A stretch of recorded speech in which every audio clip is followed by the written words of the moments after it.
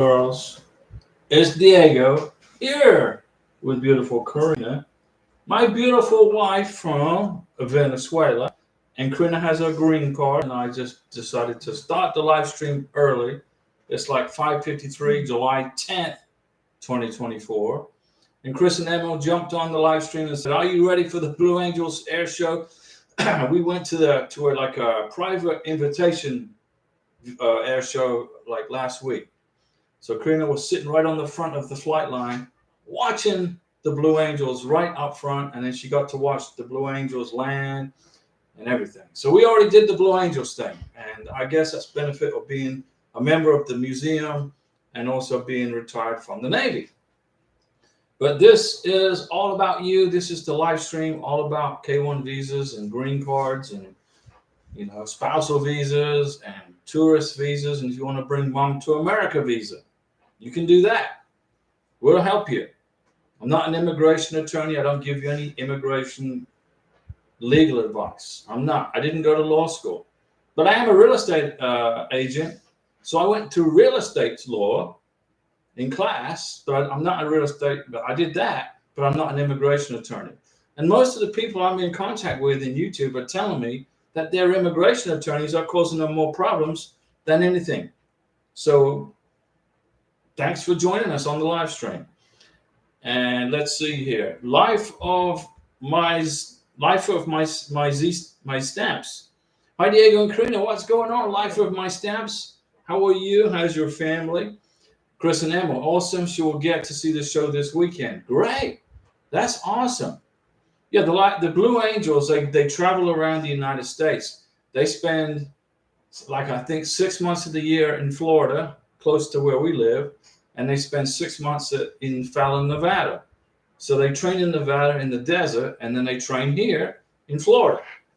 And then they fly around the United States and do air shows to try to recruit people to join the Navy and become pilots. That's the whole purpose of the Blue Angels, guys. The Blue Angels is a recruitment tool for the Navy to recruit future pilots. Let me see. Chris and Emma, so she'll get to see the show this weekend. Cozy Moth, hello, what's going on? And we have the Mountain Nomads. Greetings to the lovely couple Diego and Karina. Hope you're doing great. We're good. We're doing great. We pretty much got the house painted. That's a lot of work, guys, painting a house. But I saved about 10 grand in not paying somebody to do it. And I installed a fence out here in the garden. I put it up myself, and I saved another 6 grand there. So it's hot work, especially in Florida in the summer. Chris and Emma, I'm going down there to see the show. Whereabouts I need to go to park at? Well, you just follow the directions. When you get to the Navy base, you're going to have to show your IDs, make sure you got your identifications with you, and they will direct you where to go. Okay, now I'm retired military, so there's some gates I can go through that you can't go through. But you're going to have to go through the back gate on Blue Angel Parkway. That's the way that visitors can go on the base to go to the air show. So you're going to get to Blue Angel Parkway, you're going to come into the base, and it's about 10 minutes, 5 to 10 minutes in the car. You'll see the museum, and it all depends on where they're having the show. Are they having the air show on the Navy base, or are they having it on the beach? I don't know where they're having the air show. You said, I'm going down there to see the show. Where do I need to go to park? Well, it depends where the air show is going to be. Is it going to be on the beach, Pensacola Beach, or is it going to be on the Navy base? The Mountain Nomads. RK says it's been sent to the Department of State for visa processing. That's a Mountain Dew salute right there. You made it to the NVC level on July 5th. I'm in Morocco. Mountain Dew salute. How long should we expect to hear from the NBC? Depends on how busy the embassy is in Morocco. So you're going to go to the K1 visa interview in Casablanca, Morocco, at the U.S. Embassy in Casablanca, Morocco. It all depends on how busy the embassy is. If the embassy is busy, it could take a couple of months. If it's not busy, it may take just 6, 7 weeks, 8 weeks. Chris and Emil, they say it is at the beach, so you need to go What you need to do is come to Pensacola the day before the air show, okay? Get a hotel on Pensacola Beach. Get a hotel on Pensacola Beach and spend the night the day before the air show, and then you will be in close proximity to the air show. Wherever that, it's a long beach, but you're going to get to see it on the beach. It's very easy to find Pensacola Beach if you can't miss it, okay? Life of my stamps. Diego, my husband filed to adjust my status from K1 on the 6th month in the United States. It was late. Well, kinda. It's been almost 2 months and I still have not received a notice of receipt. I'm kind of worried. Where did you send it to? Life of my stamps. First of all, did you mail your green card application using FedEx, UPS, or DHL? Number one. Were you able to track your green card application to wherever you sent it? Where did you send it to? Did you send it to Chicago? Did you send it to Phoenix, Arizona? Did you send it to Texas? Or did you send it to Elgin, Illinois? There are only 4 places in the United States. We're in Chicago, and he sent it to Nebraska using the post office. You're in Chicago, and you sent it to Nebraska. Number one, there is no green card processing application center in Nebraska. There isn't. If you live in Illinois, you're in Illinois, right? You live in Illinois, you mail your green card application to Dearborn Street in Chicago, Illinois, not Nebraska. Why did you send your green card application to Nebraska using the post office? That's not the right address. That's not where you send it. If you live in Chicago, you said so what can happen now? Well, I went to Nebraska, so they're gonna say, what the heck is this? What can happen now? I guess that's why we still haven't received anything. Well, yeah. This is the address where you're supposed to mail your green card application. This is where you're supposed to send it. Okay, this is where you're supposed to send it. Just right here. Pay attention, class. If you live in Chicago, this is where you send your green card application. You should have already been received of something back in a week or two. If you live in Chicago, it's right down the street where you live. You're close to the immigration office that's going to process your green card. What the heck? Let me see. Attention, adjustment of status. You're going to send it to a box. Make sure you got a pen because you need this address, okay? 805887. This is where you're going to send it. 131 South Dearborn Street. There is no green card processing center in Nebraska. There isn't. So why did you send it there? Who told you to do that? Hopefully not an immigration attorney. This is where you send it. 60603. That is where you mail your green card application if you live in Chicago. Let me see here. So that what can happen now? Who knows? You sent it to Nebraska. They're gonna get it and go, what the heck is this? You might be lucky and they might return it to you, or they may send it to Chicago. They haven't. The second error you made is you used the post office, use DHL or FedEx or Chicago or UPS. Write down the address I just sent to you right there. Write that address down. Resend your green card application to that address with everything that you sent to the folks in Nebraska who have got no clue of what they're going to do with it. They might just shred it. Let me see here. Karina, get me back on track. The Mountain Nomads, we didn't receive our welcome letter yet. Okay. Dina, hi Diego. How are you guys? I hope you're doing good. We're always good. We're great. Karina's tired, okay, because she was working all day. Karina, I went and picked up Karina from work. She'd been working since 7 o'clock this morning. I picked her up. She came home. She didn't eat dinner. and she got ready for the live stream. So she's tired, okay? That's why she looks sleepy. Cozy Moth, when we go to make an account as if we're going to book an appointment, it says we have to have instructions from the London embassy. That's right. You got to wait for the packet 3, packet 4 email from the US Embassy in London. It's been over 2 weeks and no instructions. Send an email to the embassy in London and ask for the instructions. And we're not sure what to do. I just said, send an email to the embassy in London and ask them for the instructions. We sent public inquiries, but the embassy won't respond. Do you know what we should do? You sent a public inquiry to the US Embassy in London? Do you know what we should do? Yeah, email them. I've heard people booking anyways, but it makes me nervous to do that. Wait, don't book the visa appointment yet. Okay, send an email, not an inquiry, unless that's what you're doing. But if other people, do you have ready status from the US Embassy? Do you have the ready status, Cozy Moth? Adriana Salango Nunez. Hi, Diego and Karina. My case is ready at the US Embassy in Peru. Very good. It says last updated June 18th, but we got our K1 FTP on June 17th. Well, that's okay. Is there a way to know how much time the US Embassy has been waiting? It's irrelevant. If you got ready status and you got the K1 FTP, etc., go ahead and start the process to process the visa interview.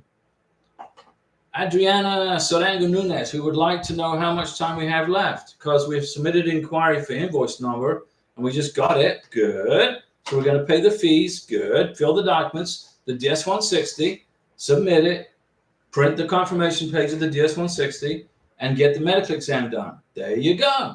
That's what you got to do. Life of my stamps. What will happen to the money order?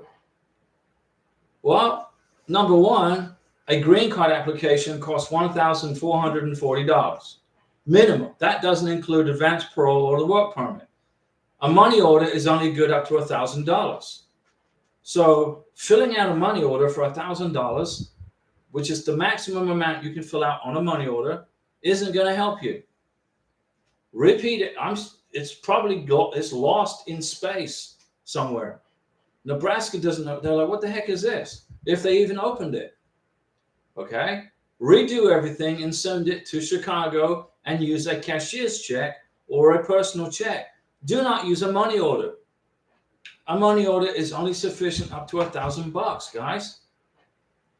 I'm trying to help you here. Life of my stamps. Redo everything. Redo it. And send it to Chicago to the address I posted with a check made out to the U.S. Department of Homeland Security. Okay? I mean the check. You sent a check. If they don't send it back to us. No, just redo everything and send it to Chicago. Redo everything. Immigration's going to receive it in Chicago, and then they're going to cash the check, and then the other check's going to be irrelevant. Okay? It's going to be irrelevant. They'll probably just shred it or send it back if they even open it. Dina Ali, Diego, I'm hoping August gets something and get over this process. Nothing but stress. Don't stress. Dina, don't stress. You're going to get it. It's just waiting. It's time. Okay, you're waiting for the Earth to rotate around the sun, right? That's what you're waiting on. It just takes time. There's no rapid visas in the world. There's no such thing as a rapid visa. Everything takes time, and you're going to get it. Dina, you're going to get your K1, okay? Your husband, for your future husband. Priyanka, hello, Diego and Karina. Regarding my job in Michigan, my husband's company is not accepting my husband to go remote work. We are out of options now. Can I move to Michigan for a few months? No, you can't. When you move to the United States to get married, you got to live with your husband. If immigration come to your house, knock on the door and say, I want to see Priyanka, and your husband says, well, she lives in Michigan, then your green card will be revoked, possibly. You cannot just up and move and not be cohabitating with your husband, because then immigration is going to say you moved to the United States to work in Michigan and not to get married to your husband. Now, we know that's not the case, but that's what immigration is going to say. So either you live with your husband together in Alabama, or you live with your husband together in Michigan, but you cannot be separated. If you live in Michigan working, if you just up and leave and move to Michigan, okay, immigration is going to need to know. So you're going to have to send a letter to immigration and say, I live here, but my husband lives here. Then there's a big red flag and immigration is going to investigate you. So what are your options?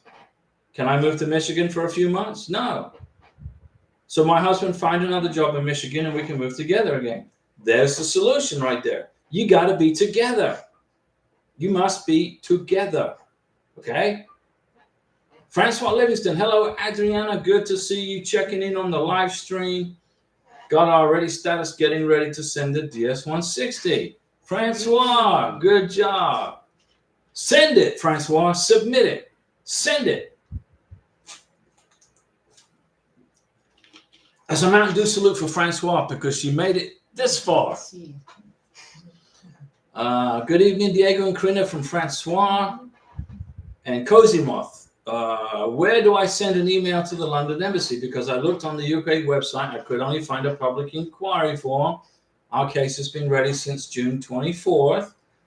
Okay, on July 24th, wait a month, you should hear something from the embassy by July 24th. At the latest, remember, it's summertime, and everybody's getting their K1 visas processed primarily between June and September. It's the busiest months, okay? Lee Kakula, hey Diego and Karina, I contacted my senator here in Ohio. Let me see here. To help me out with my case, and I fill out the online form. I'm just waiting on his response. Okay, good job. And Adriana Saint Francois, Lee Kakula, I've been waiting for 11 months for the MVC to send my case to the embassy in Liberia. That's too long. 11 months is insane. Okay, that's a crazy amount of time. There's no excuse for that. So contact, like you said, contact your senator, have your senator inquire about it. And if your senator doesn't do anything about it, file a federal lawsuit against the National Visa Center to adjudicate your case for a K1 visa interview in Liberia. File a federal lawsuit against USCIS. They have to respond to a subpoena and you will get your K1 visa interview. Adriana Sarango Nunes. Hi, Diego. Do we fill out I-1130, I-134 or I-834 for affidavit of support? Adriana, you fill out I-134 for the embassy interview, and you fill out the I-834 for the green card application. Adriana, listen up. Listen to me. When you go to the K1 visa interview at the embassy, Karina went to her K1 visa interview at the embassy in Bogota, Colombia. She had the I-134, the Declaration of Financial Support. I filled it out. I signed it and dated it. And Karina took it to the embassy interview. And they took it from her. When Karina filed for her green card, I filled out Form I-864, the Declaration of the Affidavit of Support, correction. Karina has her green card. Do you understand what I just said, Adriana? Life of my stamps, it's a cashier's check. Okay. Well, they send the check back to us. I have no idea. You send it to Nebraska. I don't even know what the address is for an immigration office in Nebraska. I know there's a service center there that processes K1 visas, but they don't process green cards. So they're going to just sit on it and go, what the heck is this? They may send it to Chicago. They may send it back to you. They may shred it. Just redo everything. What you need to do is get your green card application back in play. Right now, it's in limbo. It's in another part of the universe. Okay, it went through a black hole. It went through a wormhole to another universe, and it's sitting there, and nobody knows what to do with it. Redo everything. Send it to Chicago to the address I gave you, and then include a letter in the application to Chicago and say, you made a mistake and sent the application to Nebraska. Well, and this is my second, this is the correction. Okay, this is my correction. And then that will explain everything to immigration. And then your first application will either come back to you or it will be shredded. But right now you want to get this done. You need to get this green card application moving. Okay? Francois, Diego, what invoice number is Adriana talking about? Does she mean case number? You get a case number and an invoice number. Sometimes you don't get an invoice number. I got Karina's case number, but I didn't get an invoice number. So I emailed the MVC. I said, hey guys, where's the invoice number? And they sent it to me in an inquiry, but I didn't need it. When I processed Karina's K1 visa interview paperwork, all I needed was the DS-160 confirmation page number and the case number. I didn't even need the invoice number. But if you're missing the invoice number, Francois, send an inquiry to the MVC and ask them for it, just in case you need it. Adriana, hi Francois, in the Embassy of Peru, if to create a SEAC account and pay fees, we need an invoice number. The MVC didn't send it on our K1 FTP, so we submitted an inquiry and got it. Usually it starts with a 46. There you go. That's how you do it. I didn't have an invoice number, and I asked MVC for the invoice number. They sent it to me, and then I didn't even need it. When I created Karina's K1 visa interview in Bogota, Colombia, I didn't need an invoice number. I just needed the case number and the DS-160 confirmation number. The guy with the bow tie. What's up? Hi, Diego. I hope you are having a great evening with Karina always. I recently met my fiance in Chicago at a conference there. In Chicago. Great. Excellent. Hopefully you got lots of pictures together with her and all your friends, right? You got all these pictures with her, right? With her and her friends. Lots of pictures. Adriana. Hi, Diego. I don't know how much time the embassy has been waiting since we didn't get notified till I checked a couple of days ago. Do you have a limit time? We are hurrying, though. Slow down. Whoa there. Slow down. Go ahead and start processing your K1 visa interview. Start the process. The guy with the bow tie, she is an Australian citizen. Oh, Australia. She's from down under there. And we are going to get married. Well, great. The idea is to marry her here in the United States. Well, then you got to submit a K1 visa. We thought about having her come over on a visitor's visa and get married here. You don't get married on a visitor's visa. You get married on a tour. You don't get married on a tourist visa. That's for tourism. You get married on a K1 visa. If you get married on a tourist visa, when you apply for the green card, there's a good chance the green card will be denied and your new wife that you married in the United States without a K1 visa will be deported. And then they're going to make you reapply using a spousal visa, and she will be sitting in Australia another year waiting for that.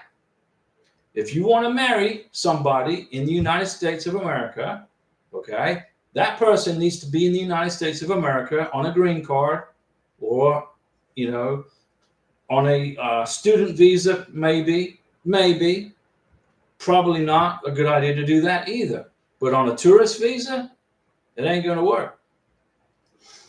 That's the process, okay? She's from Australia. You want to get married. You get lots of pictures together. You explain how you met each other, and you submit the K1 visa application to the service center, basically to Louisville, Texas, and then they will send it to the service center, okay? That's how you do it. Do you think this would cause a problem? Yes. If you get married on a tourist visa in the United States of America, if you get married and then you apply for the green card, you have to explain what is your status. Well, I'm on a tourist visa. That's not the way that you do it. That's not how the process works. My question is, how long does the K1 visa take? It could take with Australia, probably about 12 months. The I-129 Is the I-129F the right form that we need to fill out? Yes, it is. When you apply, when you meet somebody, you want to get married to them, okay? You file a form I-129F with all the supporting documents. I have made videos on how to apply for a K-1 visa. Watch the videos and they will explain everything to you. But you got to fill out I-129F. Yes, you have to. Adriana, Diego, I need my Mountain Dew salute as well. Adriana, you are not forgotten. You are going to get your Mountain Dew salute. I didn't forget you. For Adriana, good job. Go ahead and you're going to get also, you're going to get some pixie dust, Diego's pixie dust, so you can get your K-1 visa interview scheduled. What you're going to do, right? You're going to get it done. Let's see here. Cozy Moth, thank you. The guy with the bow tie, she was thinking that it would help our case if we plan and organize a wedding date here in the States. On a tourist visa? On a tourist visa. You don't come to the United States on a tourist visa and get married. You don't, it doesn't work that way. That's not how immigration law works. Fiancés come to the United States on a K-1 visa. That's how it works. Tourists come to the United States to visit Disney World, the Grand Canyon, New York City. It's a tourist thing, right? It's not a get married thing. Let's see here. The guy with the bow tie. The reason I'm asking is, would this cause any holdups before we get the K-1 visa? Or would we even be able to get married here? No, don't do that. I'm thinking maybe the K-1 doesn't get approved in time. That's the process. If you want to marry a foreign national from Australia, great.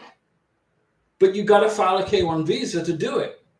You don't, if she comes over here on a tourist visa and you get married and then you file for the green card, immigration is going to give you a hard time like you wouldn't believe. She may end up getting told to go back to Australia, and they will tell you to submit the K-1 visa. But if you're already married now, you will have to file the spousal visa, the IR1. So your beneficiary, you guys are married to each other. She goes back to Australia, and then you got to file the spousal visa. Or you can do the right thing, okay, and file the K-1 visa and bring her over here and get married here the right way. That's how it works, okay? We want to do things the right way. You file a K-1 visa application. Any advice will help. Watch the videos I've made on how to put together a K-1 visa application. I sent it to my fiance on WhatsApp in excitement, and she pointed that my birth year is wrong on the NOA1. Oh, that's over to Guitar Legend. What? I'm actually very frustrated right now because I got my NOA1 yesterday and sent it to my fiance on WhatsApp in excitement, and she pointed out that her birth year is wrong on the NOA1. You can correct that. Urban Guitar Legend, you can fix that. Create an online account with USCIS, and then there's a place that you can go in there. Now you have your NOA1 letter. You can go in there with your email address and correct that. Okay, so don't panic. That's easy to fix. It's easy to fix, and immigration made the mistake, so it's not going to be a red flag on you.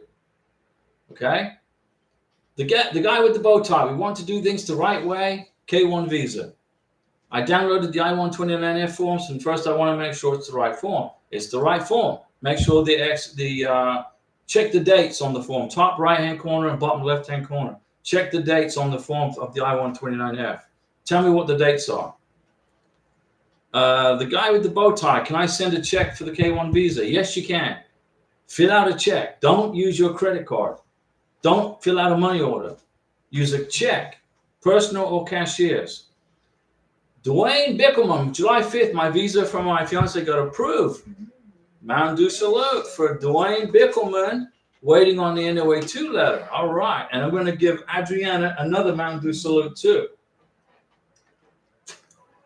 2 Mountain Dew salutes, Adriana and for Dwayne.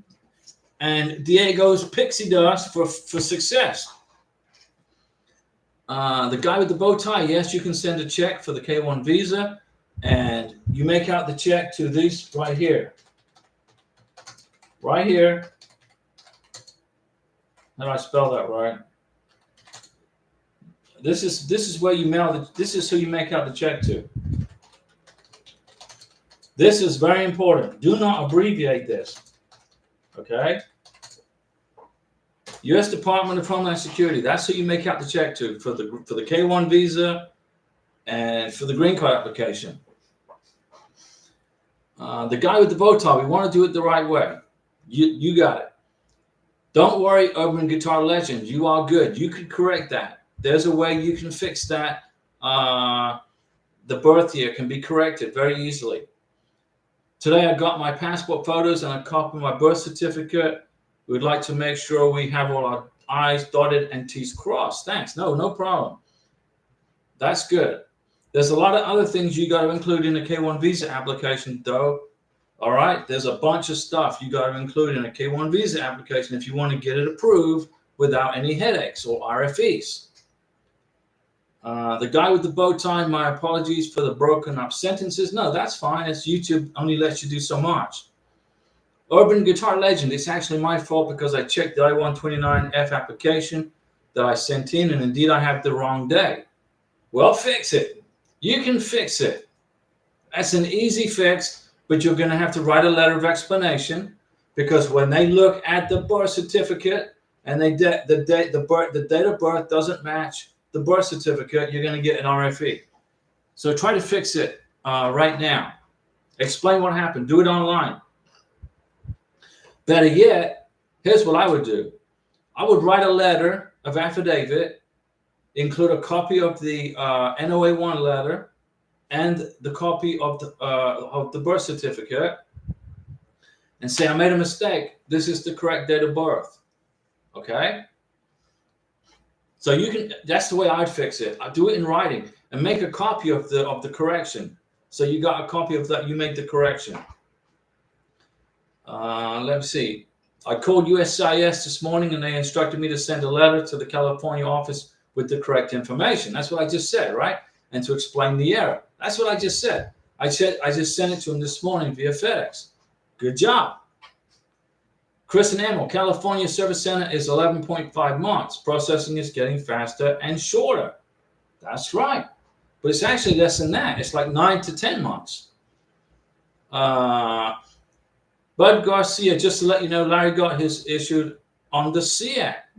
Larry Garcia, visa aprobado. That's a good job. That's a Mountain Dew salute to Larry Piercy, who is in Thailand with his bride-to-be, and they've got their issued status. So they're going to go pick up their Thailand passport and come back to America. And then he's going to want me to go over his green card application to make sure he doesn't mess it up.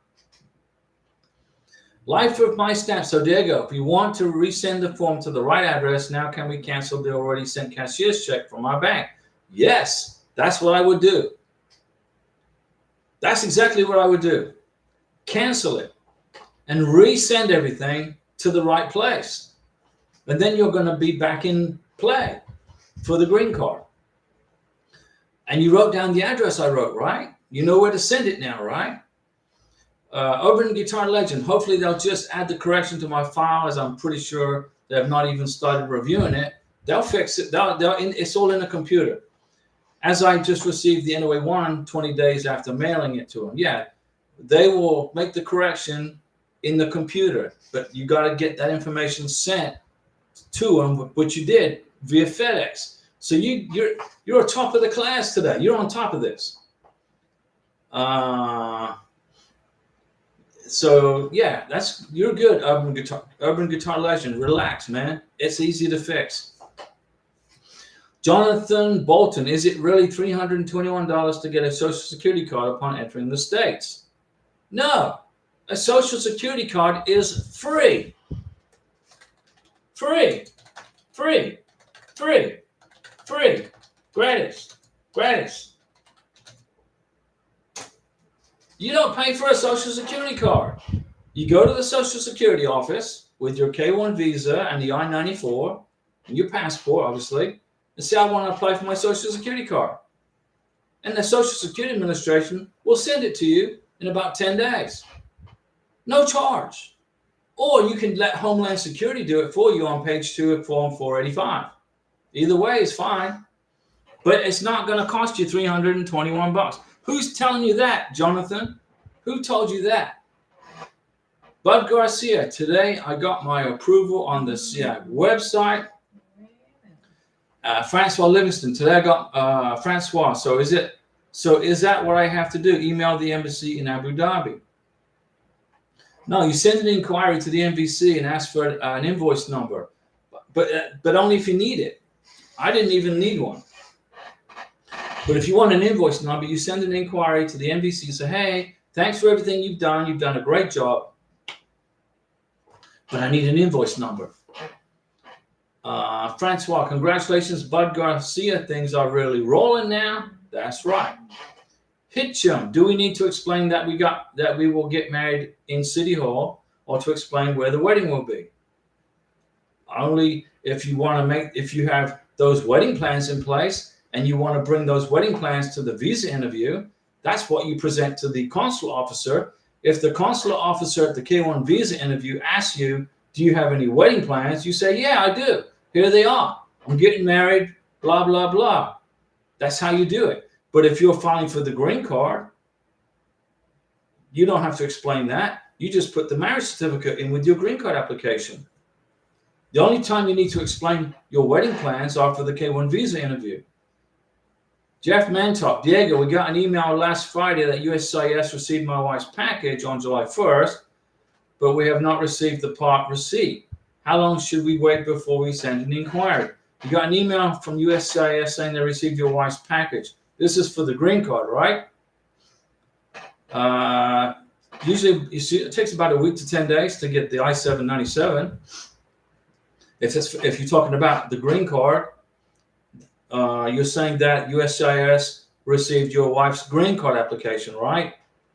Or are you telling me USCIS received your K1 visa package? Which one is it? Francois Livingston, my fiance asked his brother to get his vaccination records, and when he went to the clinic in their village, it was closed due to a strike.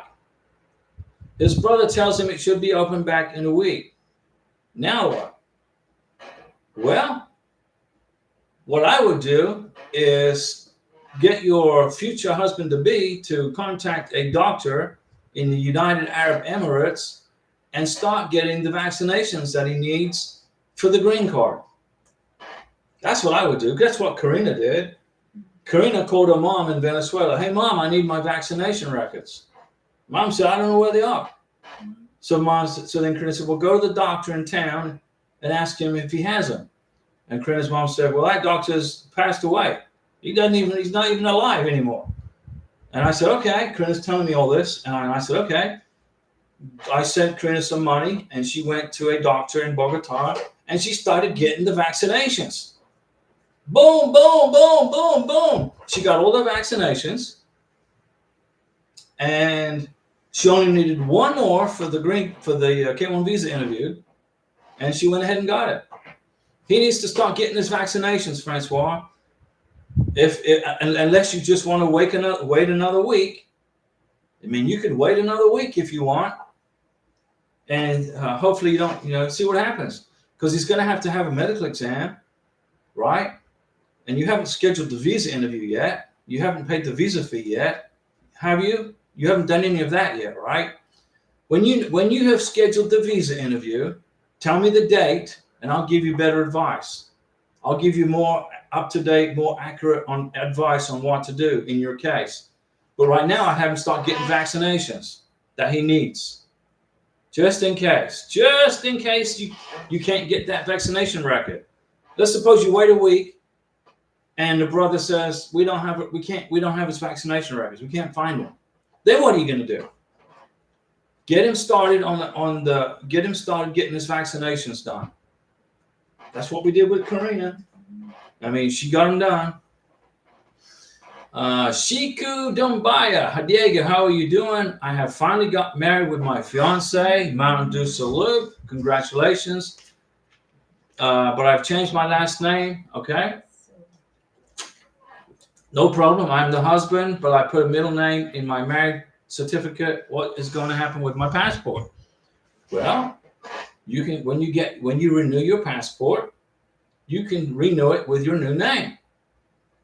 That's how it works. How long is your passport good for? 10 years? When does your passport expire? When you renew your passport, you renew it with your new last name. Greg Santos. Hi, Diego and Karina. When my wife received notification to take her biometrics, is it good sign that the application green card is all right? Yes, it is. Greg Santos. It means everything is moving along smoothly. No problems. You're in the suave mode. You're in the suave, the suerte suave mode. You're in process. You're good. Dwayne Bickelman, 45 days it was approved. I was thinking 90 to 180 days. I was so happy. Yeah, that's good. Angel Marcia, hola Diego. Hola Angel, ¿cómo estás? ¿Tú bien? Sí, bien. Oh, yeah. Phoebe Vlogs. I have received a notification that my K1 case is transferred to the Department of State. That's the National Visa Center. Tell me more about this. Well, what happened was you got your K1 visa approved. You're going to get your NOA2 letter. Hopefully, you already have that. And now your K1 visa package is being mailed to the National Visa Center, which is the Department of State in New Hampshire. And it takes maybe about, maybe a month or so before you get a response from the National Visa Center, depending on what country your K1 visa is being processed through. What country? What country? Life of my stamps. Yes, I know the right address thanks to you. There you go. I've been frustrated and my husband keeps saying I'm rushing. No, you're not rushing. You're not rushing anything. You mailed it to the wrong freaking place. Your husband mailed it to the wrong place. Okay? Nebraska doesn't process green cards. So you're doing perfectly the right thing to fix it. So cancel that cashier's check. Redo everything, redo the 485, redo the 864, redo the 693. You got to include a medical exam and vaccinations.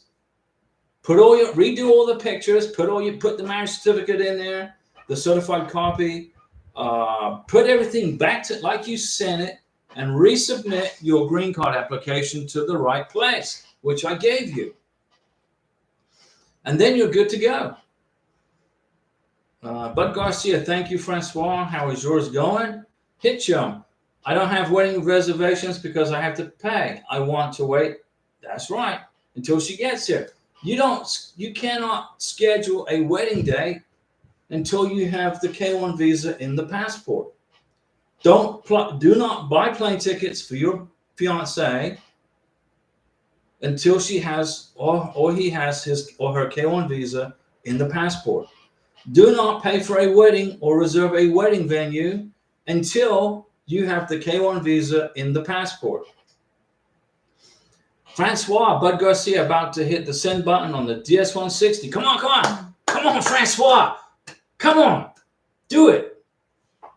Hit you. She gets here, then I lay the wedding reservation. Then I pay the wedding reservation. That's right. Tom Shu, hi Diego and Karina, how are you? We are good. I'm having my interview in Auckland, New Zealand tomorrow. I have two questions. Tom Shu, well, let's give a Mountain Dew salute to Tom Shu in Auckland, New Zealand, watching us way around the other side of the world. It's probably 6 o'clock in the morning there. And you have two questions for me. Well, give them to me. What are the two questions? Tom Shu, what are your questions? Maha Shadari, my NOA2 on May 14th when I received K1 FTP letter by email, almost 2 months. How much time is required? How much time is required for what? For the visa interview? What country? I'm going to, maybe, what, are you in India? I think maybe you're in India. It takes a couple of months to get a visa interview scheduled at the consulate in Mumbai. Tom Shu, do I need to print out the appointment confirmation page? Yes, you do. Also, do I need to present my passport to enter the consulate building? Yes, you do. You cannot get into the U.S. consulate in New Zealand without your passport and your confirmation page for your visa interview. And that, your name should already be on a list.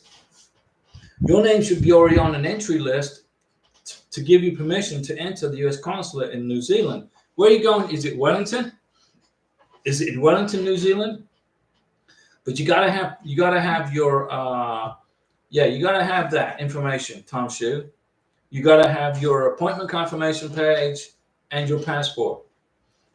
But Garcia, how long does it take to get the issue status on the SEAC? Probably about 3 or 4 days. The Apostille, greetings. What's going on, the Apostille? Now you said greetings, sir. I'm Diego, and I'm with Karina. Now my dad is sir, my dad is Mr. I'm Diego, and we got Karina here. Sir, no, I'm Diego. I learned the K1 visa don't receive welcome letter. Is that correct? Incorrect.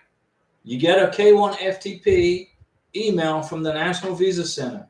It's otherwise known as a welcome letter. So I don't know who's telling you that, but it's wrong. You get a welcome letter from the National Visa Center. It's the K1 FTP email.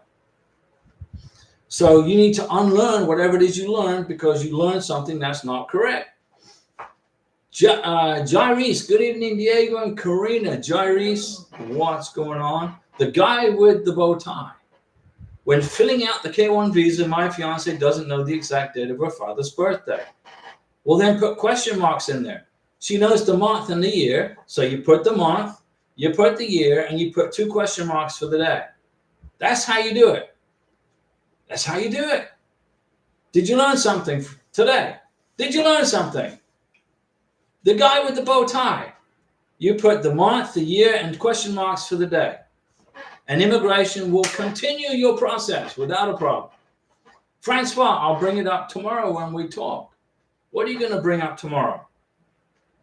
Oh, the vaccinations. Well, here's the deal. He needs to get them done, and if you can't prove it, tomorrow would be a good day to start getting vaccinations. Get 2 tomorrow, and then wait maybe 4 or 5 days, and get 2 more, and then wait 4 or 5 days, and get 2 more, and then wait 4 or 5 days, and get 2 more, and then there's about 11 or 12 vaccinations that you got to have. He can get them done in probably the next 4 or 5 weeks. Denise Jefferson. Hey, Denise. Hello, Diego and Karina. We are now armed with the physical employment authorization document. Congratulations. And Kenneth has a job. Well, get him to work. Put him to work. Mountain Dew salute, Denise. That's good. Things are moving along like a well-oiled machine. We're very happy for you. And I don't know if you can hear me because it looks like they're running a freaking commercial. YouTube pays for itself pretty much, and they pay for it with commercials. So I don't know if you can hear me or not. Francois, thank you. CQ, my passport expired in 2 years. Okay. In 2 years from now, you can renew your passport with your new name. The Apostille, I learned the K1 visa application don't receive welcome letter. Well, you need to unlearn that because that's not true. The K1 visa application gets a welcome letter from the National Visa Center. It's a K1 FTP. K1 FTP is the welcome letter. Right here. Now, I don't know, Denise, if you heard me or not because they were running a commercial on the channel. But congratulations to Kenneth on getting his employment authorization document. That's a Mountain Dew salute. And also some pixie dust for his new job, some Diego dust, so he can start making some money and start paying his way. Congratulations, Denise. Get Kenneth, get him off to work. Make sure he knows how to drive in America with a U.S. driver's license from Utah. Tom Shu, thank you, Diego. The Apostle can answer my question. The Apostle, you get a K1 FTP email from the National Visa Center. It's the welcome letter. Okay?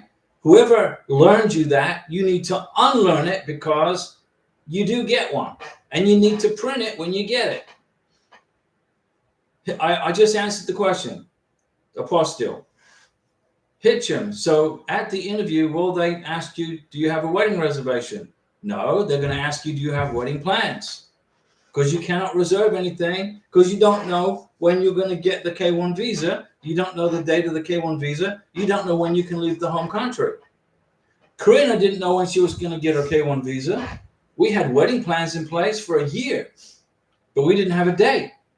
We knew where it was going to be. We knew the restaurant we were going to hang out at. We knew who the preacher was who was going to give the wedding vows. We had everything together, but we didn't know what day, because we didn't know, because we didn't have the K1 visa. But when the K1 visa was issued to her in her passport, and I checked it over to make sure there's no errors, then I sent an email to our pastor in Florida, and I said, hey, we're flying to America. We're flying to Miami. This is my travel plans. Bogota, Miami, Miami here. Let's get this thing rolling. What's a good day for you for us to get married? But we didn't do that till we had the freaking K1 visa in the passport. The guy with the bow tie, I have learned a lot. That's right. You cannot have marriage plans for dates. You don't have a date yet, but you can make plans. Phoebe Vlogs, Uganda. Okay. The Apostle, can I answer your question? The K1 visa doesn't get a welcome letter. That's not true. You do.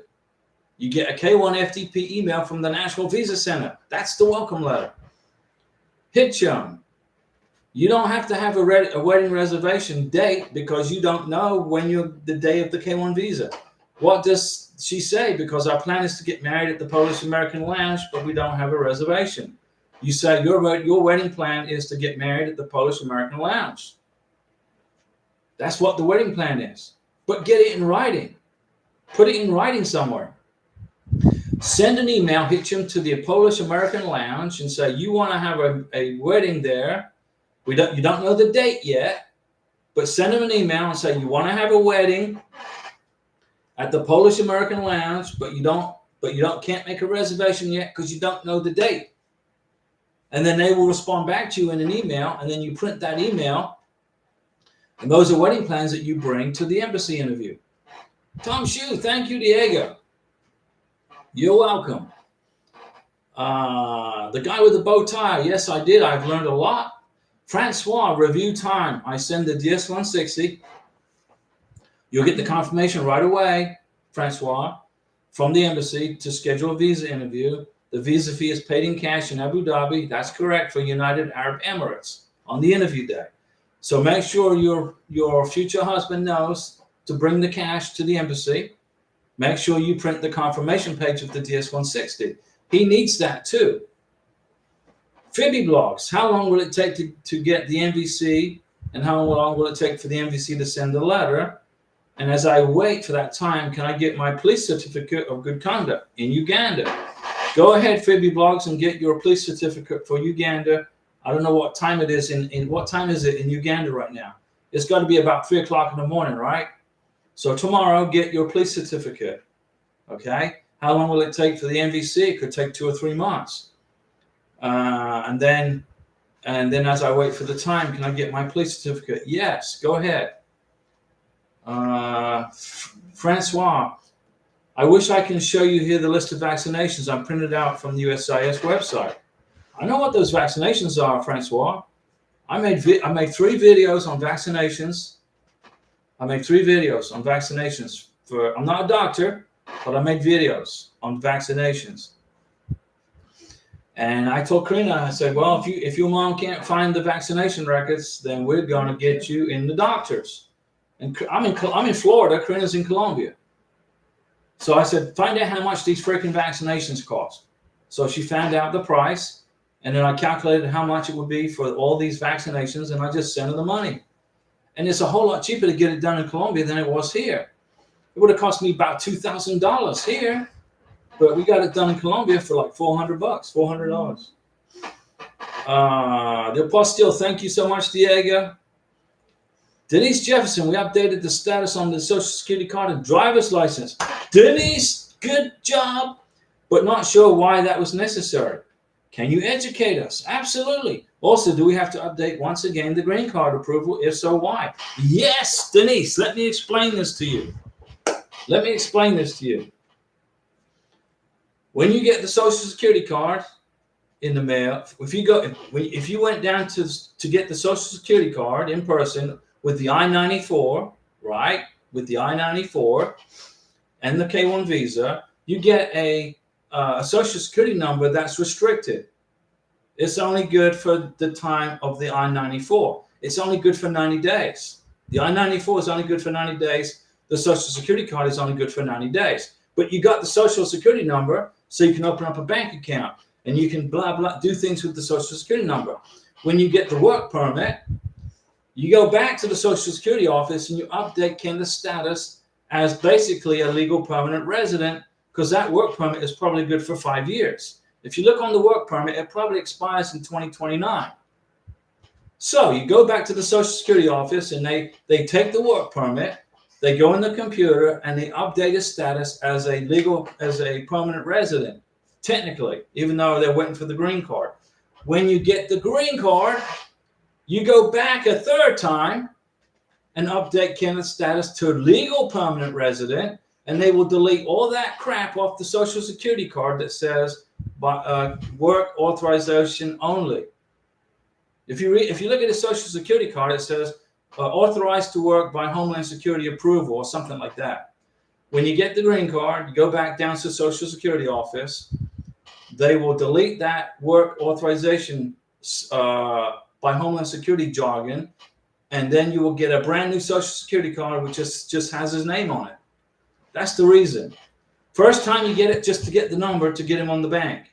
The second time you go back with the work permit to lift his status from 90 days to work permit, basically. And then the third time you do it, you go back and you get him adjusted to legal permanent resident, and they take all that crap off of the Social Security card that says authorization to work by Homeland Security only. That goes away. Okay? So on the third trip, he gets his Social Security card with just his name on it, and his status is legal permanent resident. And that's the reason. I hope that explained it to you, Denise. Tell me if you understand what I just went through, what I just explained to you. Lee Kakula, whatever you check in, Diego, whenever you check into Diego's class, you always learn a lot. Well, that's what we hope. Thanks so much, Diego, for all what you do helping us. Lee Kakula, we're here for you. I can do this in my sleep, guys. I've got 9 years experience putting together green cards, K-1 visas, everything. Work permits, advanced parole. I don't recommend you do an advanced parole. I mean, you get to America, you get married. Why you want an advanced parole? Why do you want to go back to where you came from within the next few weeks while you're waiting for your green card? I mean, unless there's a medical emergency, grandma gets real sick, or if your cat dies, then we understand. But, to me, the advanced parole is irrelevant. It's a waste of money. And unless you got to get your husband or wife to work right away, then the work permit. But Denise, you're going to get the green card here very soon, okay? Yes, so what is the proper name of his status now? Temporary resident, yes. He's a temporary resident. You went back with his work permit, right? You updated his status. So the 90-day window, you were on a 90-day window of time when you first got his Social Security number. It was only good for 90 days. That's not good. You want his Social Security number good for the duration of the work permit. So you go back down there with the work permit and they update his status to temporary worker or legal worker. And then when you get the green card, you go back a third time and update his status to legal permanent resident. And then all that crap on the Social Security number, work authorized by Homeland Security person only, blah, blah, blah, that goes away. That's how it works. That's the proper name of the status now. Right now, he's a temporary resident. When you get the green card, he becomes a permanent resident. Francois, I will check out your video on the vaccinations. Yeah, if you just go into the channel, Francois, go into the channel and just type vaccinations. I made one in Florida. I made one in our apartment in Bogota, Colombia.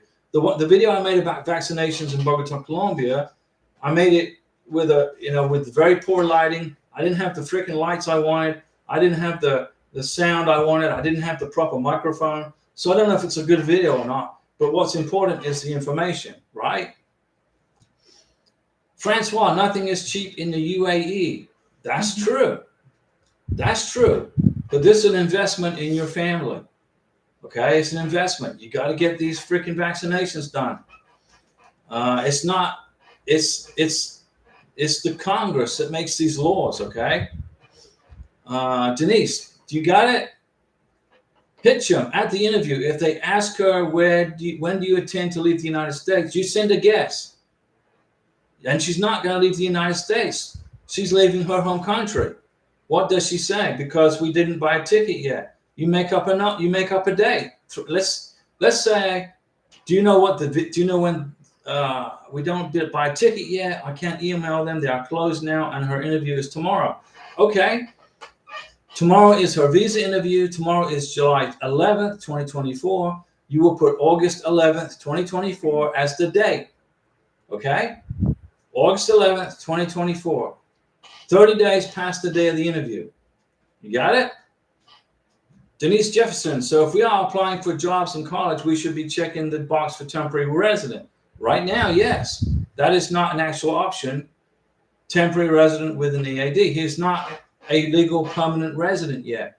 Denise, if you would just be patient, if you would just kind of relax and wait until he gets his green card and then start doing all this stuff, then everything's good. But right now, he's in a temporary status right now with a work permit. He's allowed to be in America to work. Karina got her work permit.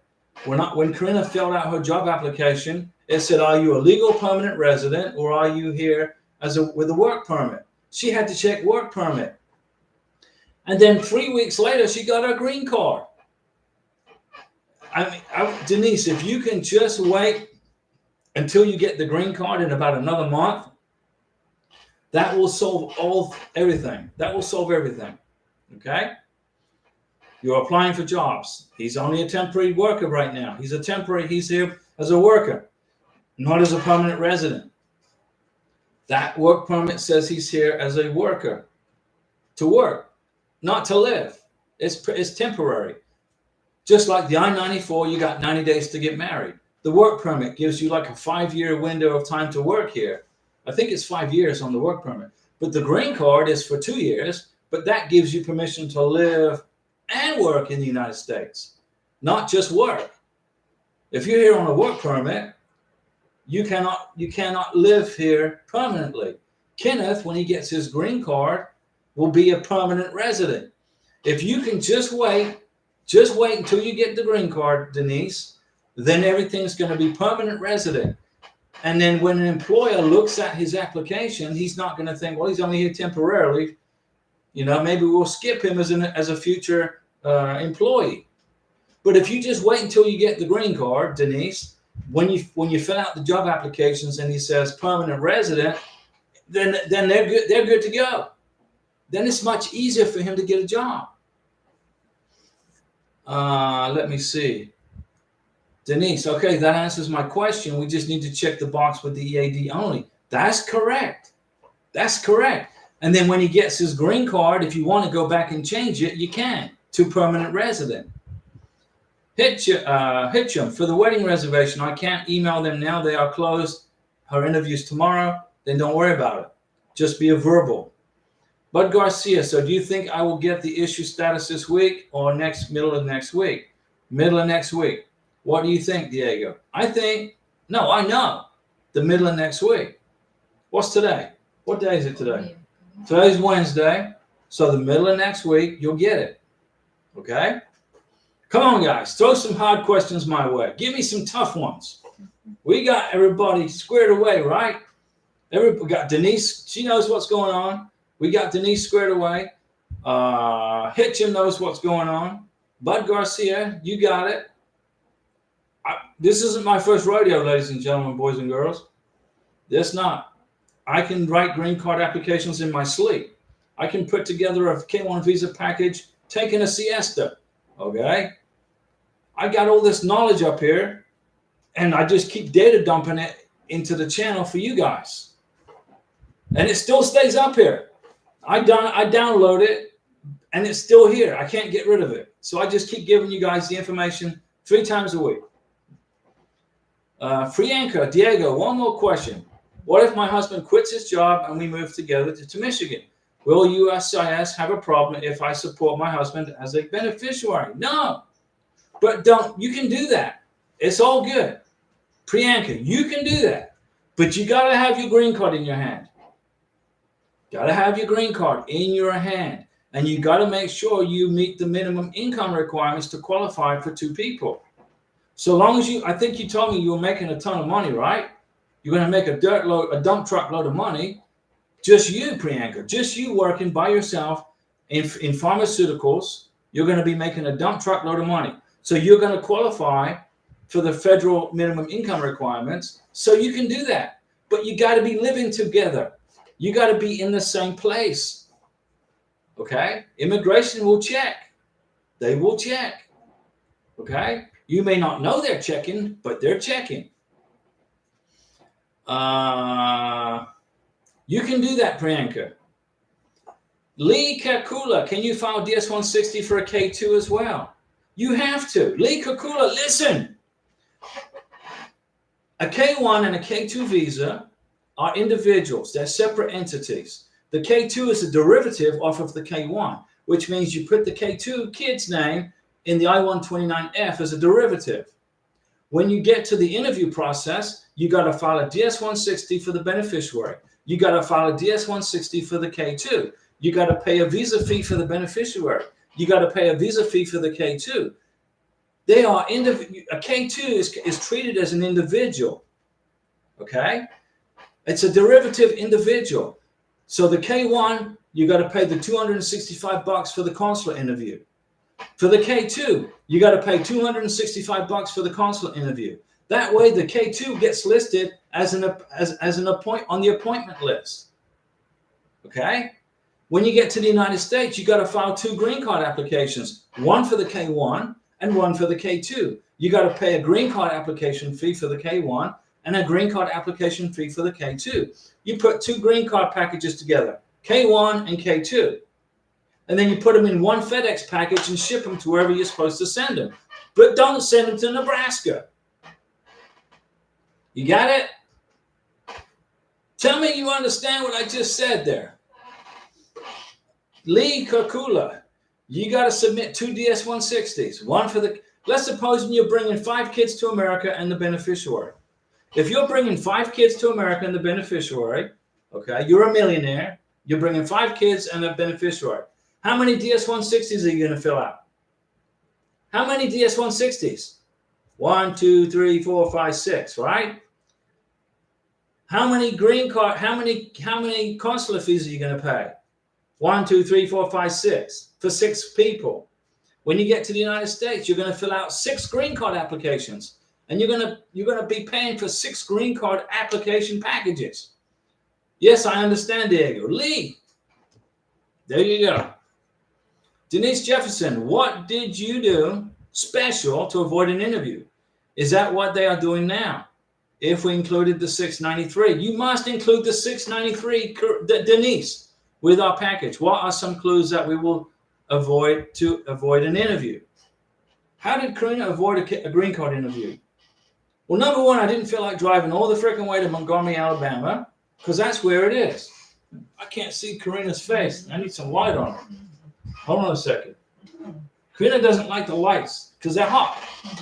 How did we avoid a green card interview? Karina submitted a fantastic green card application. There we go. Now we can see Karina. I put together a green card application that was out of this world. We had pictures of our beginning of our relationship starting in 2021.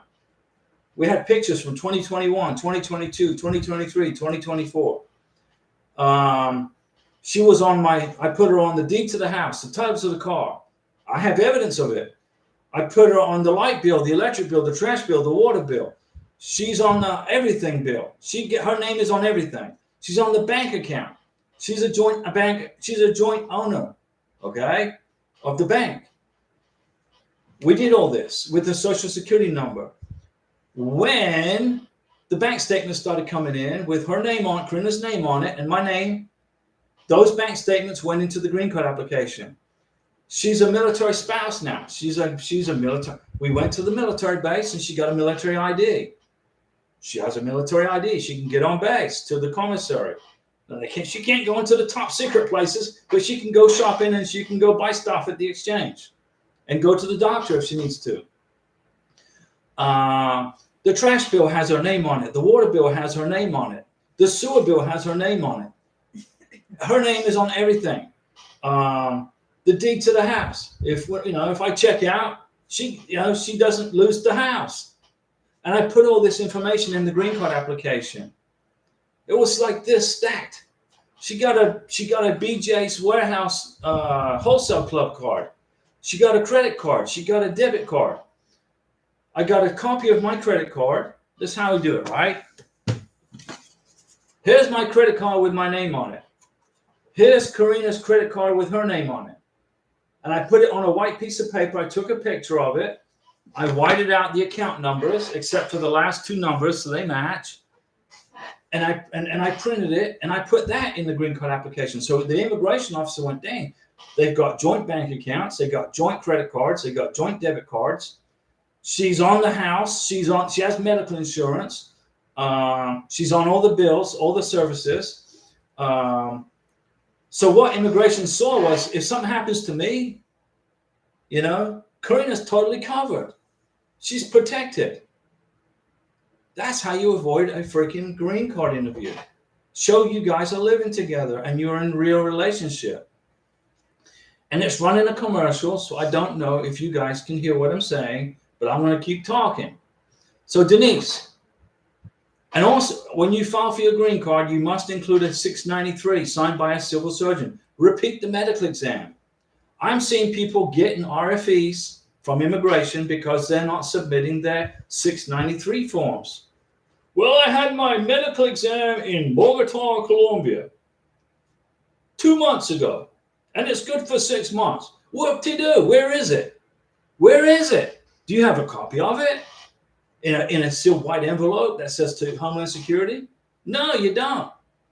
You must include your medical exam. Get a new medical exam, guys, ladies and gentlemen. When you get to America, you get married. Repeat the medical exam and get a brand new 693. Include it in the green card application. Don't forget to include the W-2s and your tax returns. Well, one tax return is required for the green card application. Your last tax return, and if you work 2 jobs and you've got 2 W-2s, those 2 W-2s, the amount of income on those 2 W-2s must equal what's on your 1040.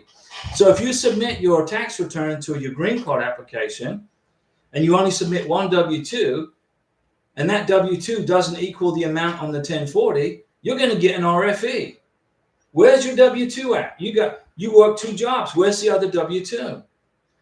You got to put this together like a puzzle. The green card application is a puzzle. You put it together and you don't miss a thing. You prove income, you prove relationship, and you prove the security of your beneficiary. How secure is your beneficiary, Mr. Sponsor, Miss Sponsor?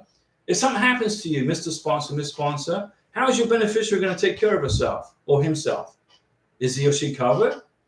Did you put him or her on your life insurance, on your medical insurance, on your car insurance? The guy with the bow tie, I love it. Well, we're glad. Bud Garcia, we all appreciate all of the information you are giving us. Hey, I'm here for you guys, okay? Denise Jefferson, Diego, what did you do special to avoid the interview? I just went over a bunch of stuff. If you didn't get it all, because I don't know if you could see it because of the commercial they were running. YouTube runs commercials, which they can do. It's their platform. It's their servers that we're working off of. Priyanka, I will be making $75,000 to $85,000 a year. That's good. You got to make $30,000 a year to qualify for a green card for 2 people. You make 75 to 80K, you are qualified. So your husband can quit his job. You can move to Michigan together, move into the same place, and boom, you get an immigration will not have a hard time. They won't give you a hard time. Hitcham. So she says she intends to go to the United States on August 11th because her interview is July 11th. And for the wedding, she doesn't say the date, just says where it's going to be. That's good. Hitcham, you're getting there. Now, Francois is still top of the class, okay? Francois is top of the class, but I'm going to give you second spot. G3HMO. Hi, Diego and hola, Karina. My wife had her biometrics on March 15th and still shows USCIS is actively reviewing. That's right. When do you think she will have her green card? Well, it takes about 4 months. And unless you put together a fantastic green card application. Karina and I put together a fantastic green card application. It was so good. She got her green card in 2 months and 2 weeks and 3 weeks. 3 weeks. Karina got her green card in 2 months and 3 weeks. Because when immigration reviewed it, okay, there was no doubt in their mind that this was good. Karina was protected medically. She's protected for the future. She lives here. She's responsible for bills. And now she's working. Let me see. Lee Kukula, yes, I understand. Thank you, Diego. No problem.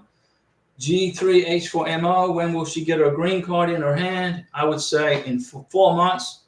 So March to April, by around the middle of August, early September. Victor Finn. Hi, Diego. My fiance got approved for her K1 visa. That's a Mountain Dew salute right there. That's great. And I'm running that Mountain Dew. I got 2 left. Congratulations. The paperwork was sent to the Ghana embassy. Okay. We have not received any notice from the embassy, and it's been almost 3 months. There's about a 5-month backlog for the U.S. Embassy in Ghana. They're backlogged about 5 months right now.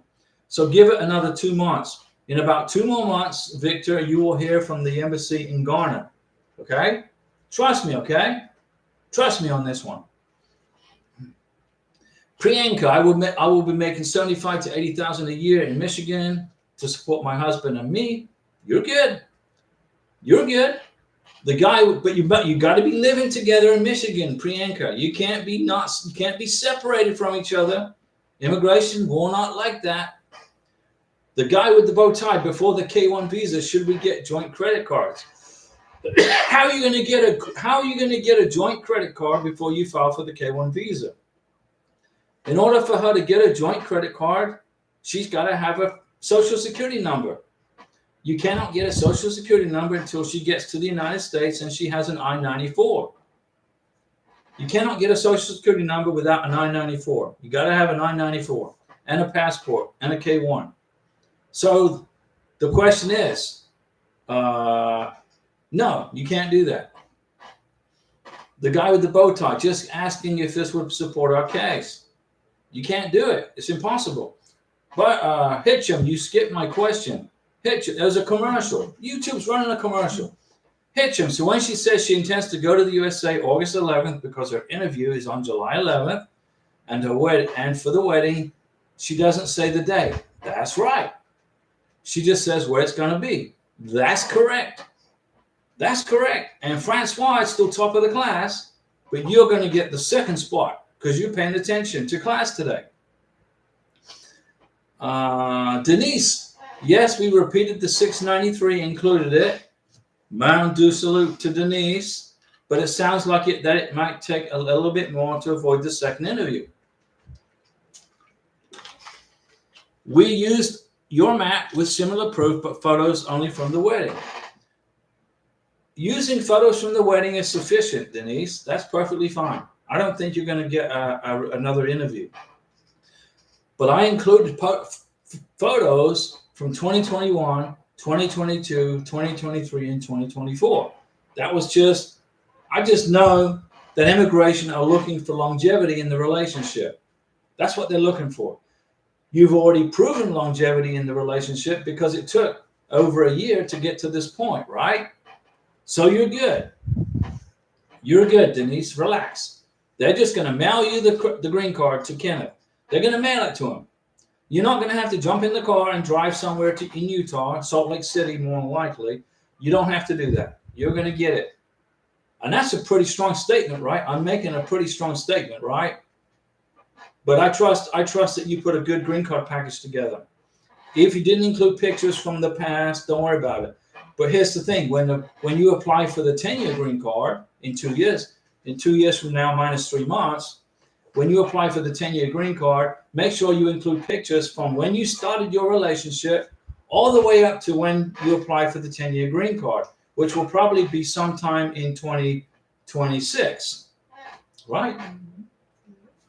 So you are ahead of the game. And Denise, what I recommend you do is start putting a folder together and start collecting evidence for the 10-year green card today. Okay? And I'm going to throw pixie dust, Diego's pixie dust, all over your green card application because it's going to be mailed to you. Just trust me on this one. Bud Garcia, what would I go for a medical exam for my fiance in Washington State?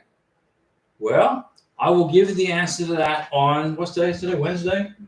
I'll tell you what, maybe I'll do a live stream tomorrow. When Karina's at work, Karina goes to work, I'll do a live stream tomorrow, and I will give you the answer to that question, Bud Garcia, tomorrow. Okay? But right now I got to find it. I have to find it for you. I don't have it right in front of me. But I'll find you a civil surgeon in Washington State. Denise, yeah, you repeated the 693. Very good. I don't think you're going to get a second visa interview. I really don't think so. The guy with the bow tie, is the I-94 the form after we get married? No. The form I-94 is when you land in the United States of America, when your beneficiary lands in America, she checks in or he checks in with the Border Patrol. The scary Border Patrol. The Border Patrol officer is going to say, welcome to the United States. I need your passport and I need your K-1 visa package that is in a sealed envelope. You take the sealed envelope out of your carry-on bag because you're not going to put your K-1 visa package in your suitcase. You are not going to check your K-1 visa package into the suitcase. You're going to carry it in your carry-on bag. You get to the Border Patrol officer. He takes or she takes your packet and your passport. He or she then goes in the computer, opens the package up, and reads the review from the consular officer at the embassy. When Karina arrived in Miami, the consular officer read her review from her visa interview at the embassy in Bogota. And they gave her 10, 10, 10, 10, 10, 10, 10, 10, 10, 10, 10, 10, with 0 red flags. They didn't even ask her any questions. They said, welcome to America. And they created an I-94 for her, which is where she met a Border Patrol officer face to face, and they checked her to the United States. They checked her into America legally. You go to the Border Patrol website, or you can go into this channel, this YouTube channel, where it says, and type in I-94. Go into wherever it is on this channel where you can look for a video and type I-94, and I explain to you how to find the I-94. You print 5 copies. 1 copy you're going to bring to the Social Security office to get the Social Security number. The other copy you're going to carry around in your pocket to show you entered the United States legally while you wait for your green card. Okay? It's easy, guys. The guy with the bow tie, you cannot get a credit card for a foreign national without a Social Security number. The guy with the bow tie, is the I-94 the form after we get married? No, the I-94 is the form that says you checked in with a Border Patrol officer at a port of entry, either in the airport or in a ship, pull in by a ship or by car. If you drive from Mexico to California, if you cross the border in a car, you're going to check in with the Border Patrol, and they're going to issue an I-94. Jai Reese, Barclays Bank and Credit One Bank will let you add an authorized user for credit cards without a social. Barclays Bank is British. Barclays Bank is a British bank. It is not an American bank. It's a British bank. So you don't need a social security number from the United States to open up a bank account with a British bank. Okay? Credit One Bank. You are not allowed to open up a bank account with a U.S. citizen in the United States without a social security number. Easy E. Hello, Diego and Karina. Easy E, what's going on? I've been talking for an hour and 24 minutes. Do you want me to keep going? Easy E just checked in. So you guys have more questions for me. I'll keep going. And I'm going to keep sprinkling the Diego dust all over you guys. And I'm going to keep giving you Mountain Dew salutes. If you need the address to where to mail your green card application, I will give it to you right here. Okay? But it doesn't go to Nebraska. It goes to either Chicago, Phoenix, Arizona, Texas, Louisville, Texas, or Elgin, Illinois. There's only 4 places where you can send a green card application. Those 4 places: Louisville, Texas, Elgin, Illinois, Chicago, Illinois, or Phoenix, Arizona. Barclays Bank is a British bank. Francois Livingston, Diego, where online can I go to get a listing of the necessary vaccines so I can email it to my fiance? I thought I had a list, but it was something else. My bad. Type in USCIS vaccinations. Go into Google and type in USCIS vaccinations. That will probably help you find it. Okay? But I wish I had, you got to have mumps, right? Mumps. You got to have the vaccinations you got to have is mumps, measles, hepatitis, A and B, is it? Hepatitis? COVID. You got to have the COVID vaccination. That's varicella, varicella. So varicella, hepatitis A and B, mumps, measles, COVID. That's 5 right there. Any more? The list is like this, but Hitchum. We didn't have photos of the engagement party because I surprised her and got the engagement ring and invited her to a restaurant. Okay. Well, they asked why I don't have an engagement party. They might. We had an engagement party on December 24th, 2021. Right? Prometida Fiesta. On December 21st of 2021, we had an engagement party at our apartment in Bogota. December 24th, excuse me. Why did we have an engagement party on Christmas Eve? Well, Karina's 5 brothers were off of work because her brothers work in Colombia. One works in Brazil or Uruguay. The nieces and nephews were out of school. Karina's and I's family, basically our Colombian, Venezuelan family, were off. So we got everybody together on December 24th, 2021 and had a big engagement party. And we had pictures of us all together eating all the copious amounts of Venezuelan and Colombian food. We took lots of pictures. If you don't have pictures of an engagement party, that's fine, but it isn't. It isn't. Is it going to hurt your case? No, probably not. But I think you'll be okay. Well, they ask her why we don't have an engagement party. Well, you did have an engagement party. You just don't have any pictures. So my response would be, I had an engagement party. We were so excited, we didn't even think about taking pictures. We just wanted to have a party. We just wanted to celebrate. Okay? But, putting together a K-1 visa package is evidence of your relationship over at least a 1-year period. You want to make at least 2 trips to see each other. A minimum, at least 2 trips. I made 5 trips to Colombia. I spent 2.5 years in Colombia with Karina. We lived together for 2.5 years. And the evidence was overwhelming. You want to overwhelm the immigration officer with so much evidence that there is absolutely no doubt in his or her mind that you guys are together. Karina was in university in Caracas, Venezuela. She's got a degree in tax accounting. I got a copy of her degree. I translated it into English and got it adjudicated by the by the U.S. whoever does it, and I got it into an English equivalent. So immigration knows when they got the K-1 visa package that Karina is highly educated. Okay. I included the police certificate from Colombia and Venezuela in the K-1 visa package. Is it necessary? No. Why did we include it? Because it shows that Karina is a good person with no criminal record, so they can relax at the service center in California. They can relax, and they can submit it to the NVC, and then the NVC send it to Bogota, Colombia without any worries. As much stuff as you can cram into a K-1 visa application is what you want to do. And also for the green card application. Hitcha, will they ask? Possibly. Our engagement party was a dinner restaurant, okay, with her mom and my mom and her sister. I have a photo of me and her when I brought the ring, but not at the dinner. Immigration really aren't interested in selfies. I mean, I only submitted maybe 5 pictures of us together. The other 30 pictures or 40 pictures, I can't remember, we put in the K-1 visa application with family, friends, in the park, at the engagement party.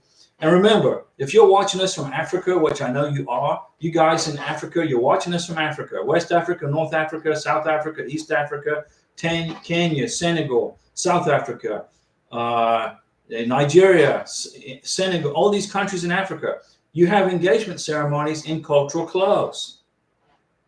Do not include those pictures in your K-1 visa application or bring them to your visa interview.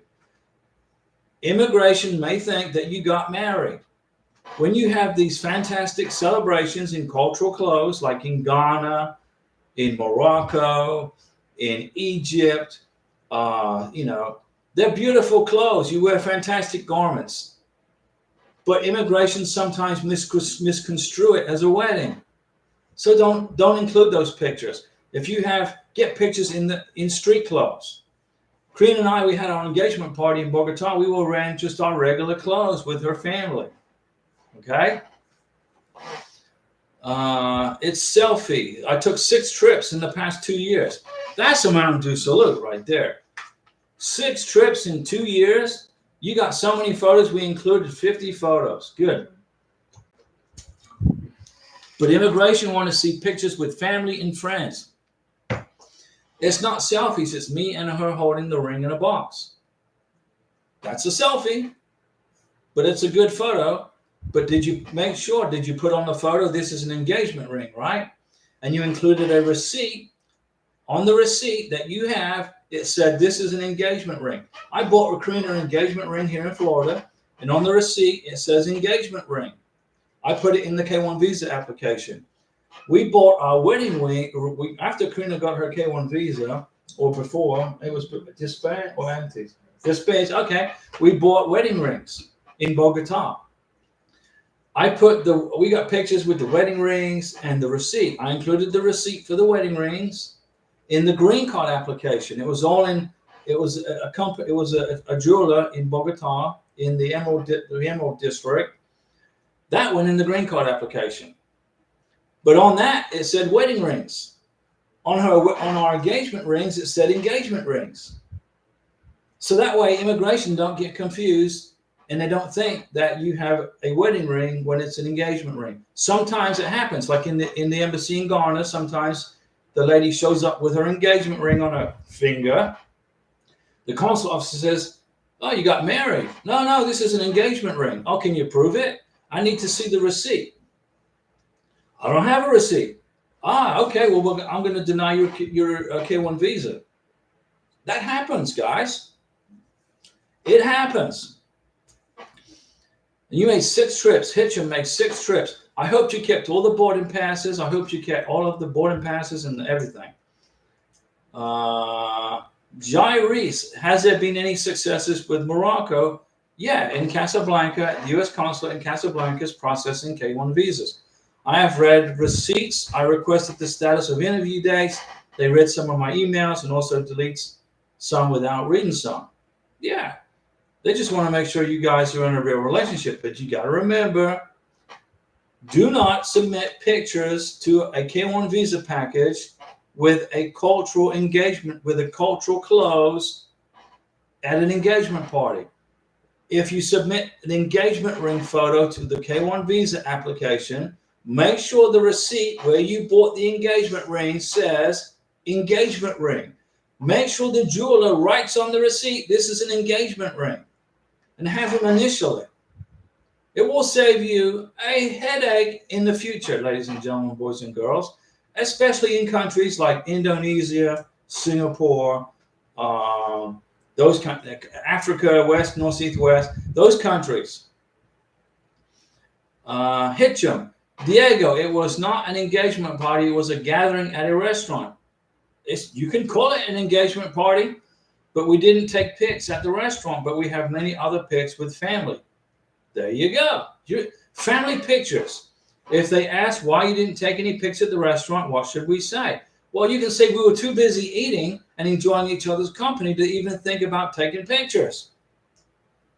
Right? You're too busy eating that good food.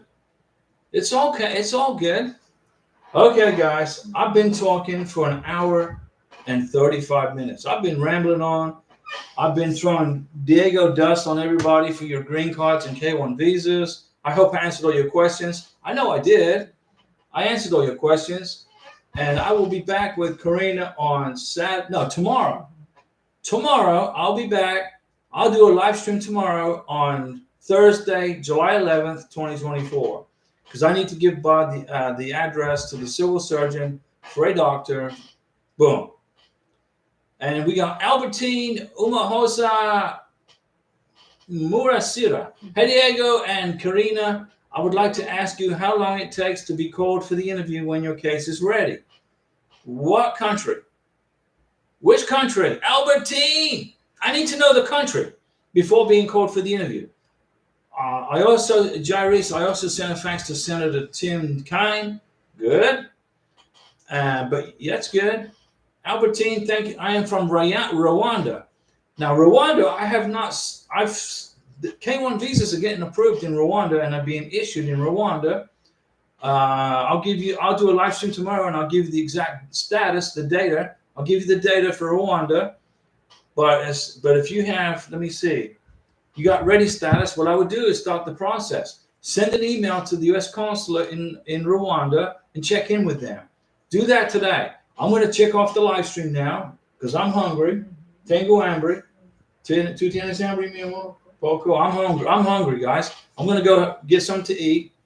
And then tomorrow in the morning, I'll do a live stream for you guys and give you all, just keep going with this live stream, okay? I got to give Bud some information. Thanks for checking in, guys. We'll see you tomorrow.